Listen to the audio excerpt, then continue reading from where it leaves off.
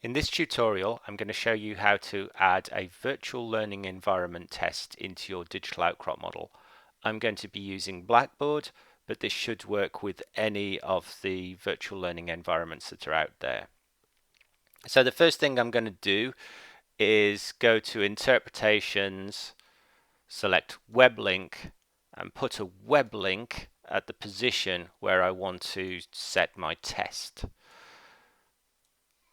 At the moment it comes in as a link to a web page, but if I now go to the multimedia objects, change the display style to a question mark, we can update the color to make it more easily visible. Then go to your virtual learning environment. I've got a short test set up here already. Simply copy the URL for that test, and we can put that in here where it says file name, but this also works for URLs. And now we should be ready to go.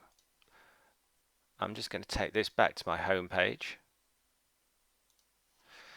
and then here double click on that, and we find that it brings us up at the start of our test in our virtual learning environment. So that's an easy way that you can link assessments into your digital outcrop models for virtual field training.